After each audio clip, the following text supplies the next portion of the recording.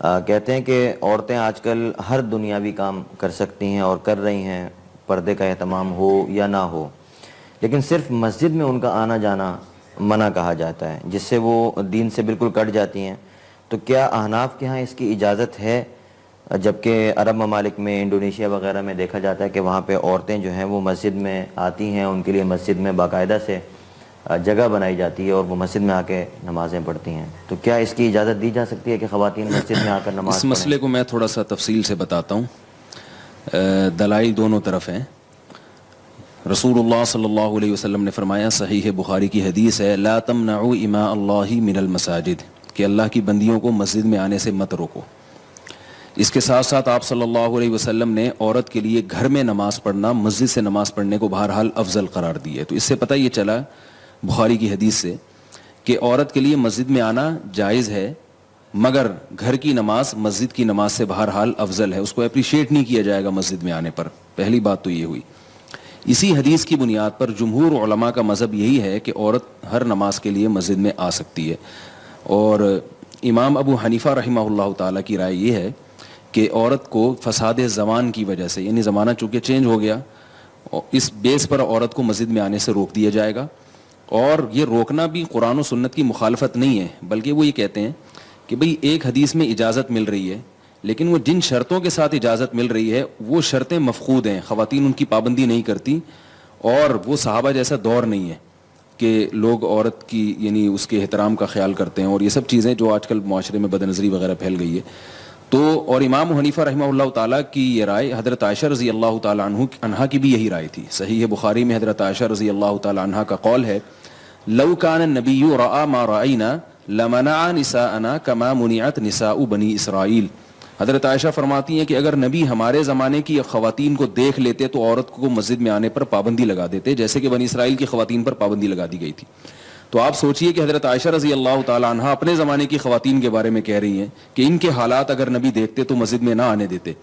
تو مزاج نبوت ایک ہے نا، نبی صلی اللہ علیہ وسلم کا قول اور آپ صلی اللہ علیہ وسلم کا کلام، اور ایک ہے نبی کا مزاج۔ تو امام ابو حنیفہ رحمہ اللہ تعالیٰ نے اس اپنے قول میں حدیث کی مخالفت نہیں کی ہے، یہ فقہ علماء احناف نے، بلکہ مزاج نبوی کو سمجھائے کہ دو بڑے فساد ہیں، ان میں زیادہ بڑا فساد کس میں ہے؟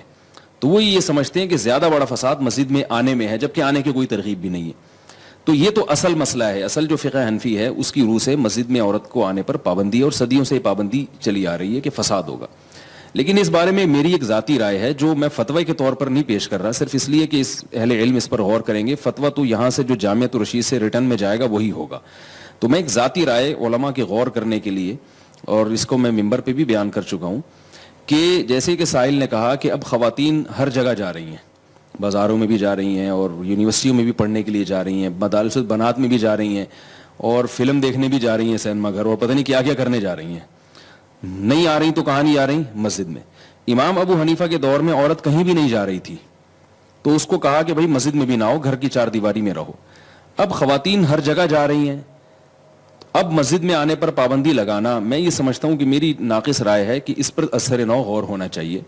بعض لوگ یہ کہتے ہیں کہ جب وہ مختلف جگہوں پہ جا رہی ہیں ہم سے پوچھ کے تھوڑی جا رہی ہیں، وہ جانا بھی غلط ہے، تو ہم مسجد میں کیوں آنے دیں ان کو؟ میں یہ عرض کرتا ہوں کہ ہم سے اگرچہ پوچھ کے نہیں جا رہی مگر بہرحال جا رہی ہیں، تو جو فتنہ ہونا تھا وہ ہو گیا۔ اب ایک خیر کی جگہ تھی مسجد، جو اسلاف کا دور تھا نا، اس میں عورت کو گھر کے اندر وہ خیر کی تمام چیزیں معلوم تھیں، یہ معلوم ہو سکتی تھیں جو مسجد سے جن کا تعلق تھا، دینداری تھی، اسلامی حکومتیں تھیں۔ اب عورت کو گھر میں دین نہیں ملتا، اگر کسی خاتون کو گھر میں دین مل رہا ہے تو ٹھیک ہے، وہ نہ آئے مسجد میں۔ اب خواتین کو گھر میں دین نہیں ملتا، گھر میں ٹیلی ویژن ہے، واٹس ایپ ہے، فیس بک ہے، دنیا کی ہر چیز ان کے پاس موجود ہے۔ اب اس میں جناب ان کو سارے قسم کے مختلف تفریحات کے پروگرام مل رہے ہیں، تو مسجد سے جو ان کا تعلق ہے نا وہ آہستہ آہستہ ختم ہوتا جا رہا ہے۔ آپ کہہ سکتے ہیں کہ ٹیلی ویژن پہ مذہبی چینلز بھی تو آتے ہیں، تو ٹیلی ویژن پہ جو مذہبی چینلز آ رہے ہیں ان کا بھی آپ حشر دیکھ لیں کیا ہے۔ جو مذہب کے نام پہ چینل چل رہے ہیں ان میں بھی ایک آدھ ہی بمشکل صحیح ہوگا، باقی تو وہ بھی فساد پھیلا رہے ہیں۔ تو مسئلہ یہ ہے کہ فقہ حنفی کی جو بنیاد ہے وہ یہ نہیں ہے کہ عورت پر مسجد میں آنے پر پابندی ہے، ایسا نہیں ہے، تو حدیث سے ثابت ہے۔ اصل یہ ہے کہ فساد کس میں ہے، تو فقہ حنفی میں فساد کی وجہ سے پابندی ہے۔ میں یہ عرض کرتا ہوں کہ اگر آنے میں فساد کم ہو اور نہ آنے میں فساد زیادہ ہو تو فقہ حنفی ہی کی روشنی میں آنے کا حکم دیا جائے گا ان کو، یعنی آنے کی حکم نہیں، اجازت دی جائے گی۔ لوگ یہ کہتے ہیں کہ یہ کیسی بات ہے کہ اس زمانے میں مسجد میں آنے میں فتنہ تھا عورت کا اور اس زمانے میں فتنہ نہیں ہے, یہ کیسے ہو سکتا ہے؟ میں یہ کہتا ہوں کہ یقیناً اس زمانے میں فتنہ ہے, لیکن نہ آنے میں جس نوعیت کا فتنہ ہے وہ بہت بڑے درجے کا فتنہ ہے. وہ کیا ہے کہ خواتین کا اسلام سے رشتہ آہستہ آہستہ کمزور ہو رہا ہے. آپ دیکھیں کہ جن علاقوں میں خواتین مسجدوں میں جاتی ہیں, میں نے وہاں دیکھا ہے کہ ان کا مذہب سے رشتہ مضبوط ہوتا ہے, اور جن علاقوں میں خواتین مسجدوں میں نہیں جاتی ان کا مذہب سے رشتہ کمزور ہے. تو فتنے کی نوعیت چینج ہو گئی ہے. بے پردگی کا فتنہ تو آج بھی اس کا خطرہ ہے, لیکن نوعیت کیا ہے کہ نہیں آئیں گی تو اسلام سے ہی دور ہو جائیں گی. تو اس لیے میں یہ سمجھتا ہوں کہ جیسے ہم یہ دلیل دیتے ہیں کہ حضرت عائشہ فرماتی ہیں کہ نبی اگر ہمارے زمانے کی عورتوں کو دیکھتے تو آنے کی پابندی لگا دیتے, تو جب نبی کے قول میں تعویل کی جا سکتی ہے حضرت عائشہ کے اس دلیل کی بیس پر, تو امام ابو حنیفہ کے قول میں بھی تعویل کی جا سکتی ہے کہ لو کان ابو حنیفہ رأى ما رأینا لاجاز نساءنا, اگر ابو حنیفہ ہمارے زمانے کے حالات کو دیکھتے تو یقیناً عورت کو مسجد میں آنے کی اجازت دیتے. تو اس لیے میری ایک ٹوٹی پھوٹی ناقص رائے ہے جو علماء کے غور کرنے کے لیے میں پیش کر رہا ہوں کہ اس زمانے میں خواتین کو, بنات کے مدرسوں کا بھی تو صدیوں سے ہمیں کوئی تصور نہیں ملتا نا, لیکن مدارس البنات کی اجازت کیوں دی گئی کہ بھائی یونیورسٹیوں میں جا رہی ہیں, ڈاکٹر بن رہی ہیں, انجینئر بن رہی ہیں, تو عالمہ کیوں نہیں بن رہی, جبکہ صدیوں میں لڑکیوں کے مدارس کا آپ کو اسلامی تاریخ میں کوئی تصور نہیں ملے گا. تو وہ کس بیس پر ہم نے اس کی اجازت دی ہے؟ ہاں یہ ضرور ہے کہ نماز میں جو خاص طور پہ وہ نمازیں جن میں بیان ہوتا ہے ان میں اگر اجازت دی جائے تو پھر خواتین کو فائدہ زیادہ ہوگا, جیسے جمعے کی نماز ہے. بعض لوگ یہ کہتے ہیں کہ اس کے لیے نماز میں بلانے کی کیا ضرورت ہے, بیان میں خواتین کو آنے کی اجازت ہے, تو دین کی تبلیغ تو بیان سے ہوتی ہے نا, نماز سے نہیں ہوتی. اس اشکال کا جواب یہ ہے کہ نماز میں ایک اٹریکشن ہے, نماز پڑھنے کے لیے جب لوگ آتے ہیں تو بیان بھی سن لیتے ہیں, صرف بیان کے لیے مسجد میں آپ لوگوں کو بلائیں گے تو نہیں آتے. اس کا تو علماء کو, یعنی جو مساجد کے ائمہ ہیں ان کو تجربہ ہے. آپ دیکھیں جمعے میں کتنے لوگوں کا رش ہوتا ہے, کیونکہ جمعے میں بیان کے ساتھ نماز ہوتی ہے. عید میں کتنا رش ہوتا ہے, کیونکہ عید میں بیان کے ساتھ نماز بھی ہوتی ہے. ویسے ہی اگر آپ صرف بیان کے عنوان سے مجمع رکھیں گے تو لوگ نہیں آتے. جمعے کی مثال آپ کے سامنے ہے. تو خواتین کو آپ اگر کم از کم جمعے کی نماز کی اجازت دیں تو اس کا فائدہ یہ ہوگا کہ ان کا مسجد سے رشتہ جڑے گا, وہ بیان بھی سنیں گی, ان کا ایک تعلق قائم ہوگا مسجد سے, اور اس کی برکتیں انشاءاللہ میں یہ سمجھتا ہوں کہ ظاہر ہوں گی, کیونکہ ابھی دور بہت زیادہ چینج ہو چکا ہے, تبدیل ہو چکا ہے. اب اگر خواتین کا اپنے مسجد سے تعلق ختم کر دیا تو وہ پھر ان کا تعلق سینما گھروں سے مضبوط ہوگا, ان کا تعلق ٹیلی ویژن کے ساتھ مضبوط ہوگا.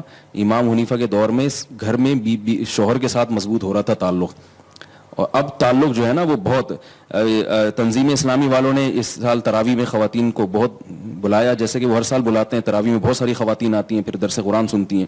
کسی نے مجھ سے آ کے شکایت کی کہ یہ تو جائز نہیں ہے, خواتین کا تراویح میں اس طرح سے فقہ حنفی کی روشنی میں جائز نہیں ہے, اور ان کی بھی بر صغیر میں اسی پر عمل ہو رہا ہے, تو یہ کیوں ایک الگ رائے کر رہے ہیں. تو میں نے ان سے کہا کہ اگر یہ خواتین کا اجتماع یہاں نہ ہوتا تو یہ خواتین ابھی طارق روڈ کی سڑکوں پہ گھوم رہی ہوتی, رمضان کی راتیں اس طرح سے ضائع کر رہی ہوتی. ابھی انہوں نے کسی خیر کے کام میں لگا دیا, ان کو تراویح میں لگا دیا, عبادت میں, اور ساتھ ساتھ تفسیر میں لگا دیا.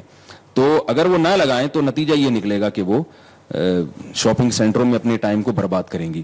تو یہ بہت بڑی جو مجمع خواتین کا, یہ میں سمجھتا ہوں علماء کے ہاتھ سے نکل جائے گا, اور ان کے ایمان کے جو ہے نا لالے پڑ جائیں گے اگر ہم نے اس پر اثر نو غور نہیں کیا. باقی یہ ہے کہ اگر کوئی عالم یہ سمجھتا ہے کہ میری بیوی کو گھر میں پورا دین مل رہا ہے تو ٹھیک ہے, وہ کہے کہ بیگم تمہیں کیا ضرورت ہے جانے کی. میں ایک عوام کی بات کر رہا ہوں, تو یہ میری رائے ہے جس پر غور ہونا چاہیے. باقی یہ کہ فتویٰ جب تک جے ٹی آر پہ میں اپنی ذاتی رائے کے اظہار کے لیے نہیں بیٹھا ہوا یہاں, یہ جامعہ کا فتویٰ نہ سمجھیں آپ اس کو. جب تک تحریری طور پر جامعہ کی طرف سے یا کسی بڑے ادارے کی طرف سے کوئی فتویٰ نہیں آتا تو اس وقت تک اس کو میری ذاتی رائے ہی سمجھا جائے.